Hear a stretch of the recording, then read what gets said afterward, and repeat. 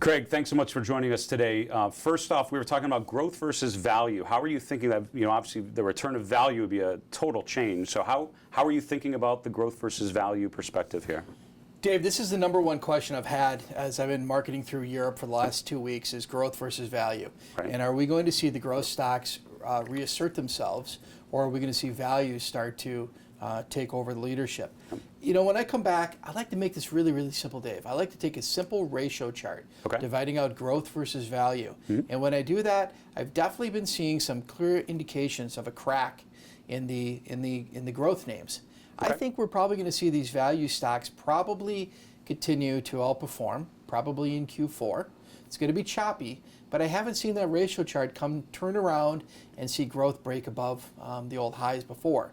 The other thing, too, is I think this market, even though it shifts from growth to value, I still think it can grind higher in here. And the reason I say that is right now, 60% of the market, if you take a traditional growth versus value argument with the Russell names, growth versus value indexes, you'll find out that 60% of the S&P 500 is value at this point in time, and 40% is growth, which a lot of people don't realize at this point. So from my perspective, I think you're going to see the value names perhaps continue to carry on a little bit stronger here in the fourth quarter. Interesting. So what does that mean for the traditional FANG trade, FANG complex? How does that fit in? Well, FANG had been the leadership, but when I go back and I look at an equally weighted index of the FANG stocks, and I include Apple in there, so FANG AA, that index, equally weighted, is not breaking out to all-time new highs.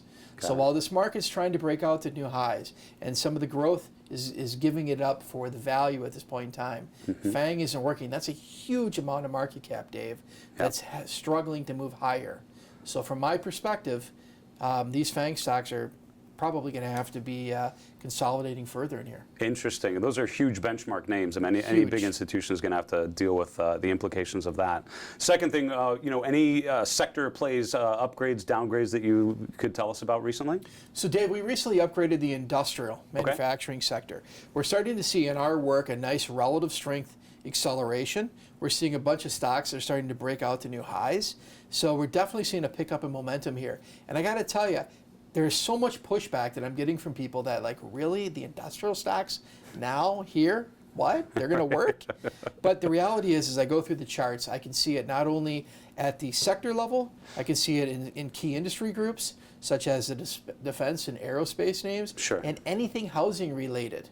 And specifically, Dave, I'd throw out one stock here for all your listeners today is take a look at Boeing.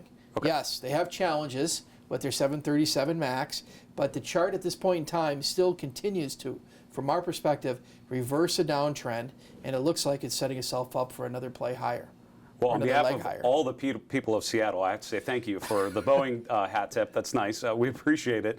So with something like the Boeing example, if we could look at it, looks constructive here. What sort of signal or what sort of indication would suggest to you that it's the wrong call? What sort of line in the sand, or is there a particular level, particular pattern that you would be looking for? So Dave, what I'll be watching for this stock is, and again, it's been consolidating for the better half of 2 years. And what I'll be watching for is a breakdown in either the relative strength or a break below the support that we'd seen in this stock back in the December timeframe of 2018. That's going to tell me that we're off track. But right now, that isn't even close to the case. And in fact, we're now just starting to reverse the downtrend off of the Q1 highs and starting to inflect higher on better relative strength. Some excellent charts. Craig, thanks for sharing those with us. Thank you for having me on.